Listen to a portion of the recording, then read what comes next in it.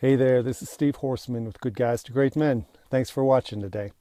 Today's video is for a certain kind of man, a man who's probably a lot like me, a man who suffered some major trauma in your life in the relationship realm.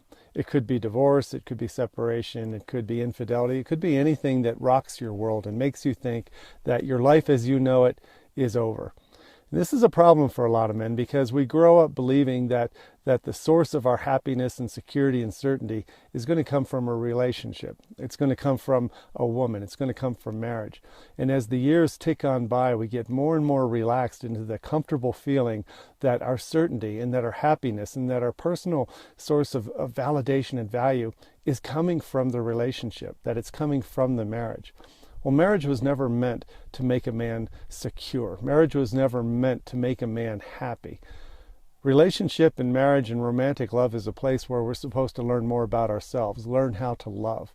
And so when I talk about a guy who feels like he's been abducted from life and all of a sudden he's finding out that his marriage is crumbling or his wife doesn't love him anymore or that she's seeing other people, she wants a divorce, any of those things can send us reeling into the feeling that we're lost and that we're stuck and that we don't know who we are.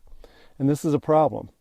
I think Marianne Williamson said in her book, Return to Love, that we're all born happy. We're all born with love.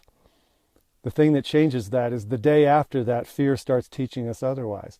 So every day through our lives, if you've been alive for the last 50 or 60 years, you've been slowly taught that there are things to fear, that other people somehow have control of your happiness, that the judgment and approval and affirmation of another person, your mom, your teacher, or your wife, is somehow the source of your well-being, and that's where you get happiness from.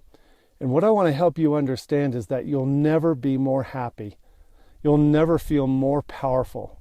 You'll never feel more generous in your ability to connect and love other people as when you find joy inside yourself. This is called self-reliance. It's called independence. It's called outcome independence. Knowing that you can live each day not needing to control everything and only control the things that you can control inside yourself. Controlling your responses to things that happen to you. So when I get on my crusade for self-reliance, it's not about detaching. It's not becoming a lone wolf and becoming so independent from the world that you don't need anybody. Screw them. That's not it at all. Self-reliance and outcome independence is the mindset of a man who's figuring out that he has all the joy and happiness within him that he'll ever need to love himself and to know that his life is something that he can control, at least the circumstances in his life he can create through how he responds to them. So when you're in the trauma of a relationship that's going south, or a woman who's pulling away from you, or a pending divorce or separation, what I want you to know most is that you can thrive through this by how you respond. If you use this as the one trigger point in your life that says, you know what, I've had this wrong for the last few decades. I've been allowing people to strip me of my confidence, my own sense of self, my own values, my own sense of worthiness, and then I'm going to take my power back.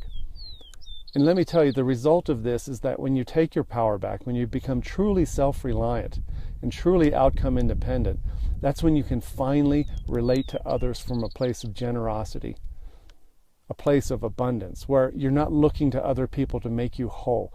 You don't have conditional friendships and conditional love and conditional sex.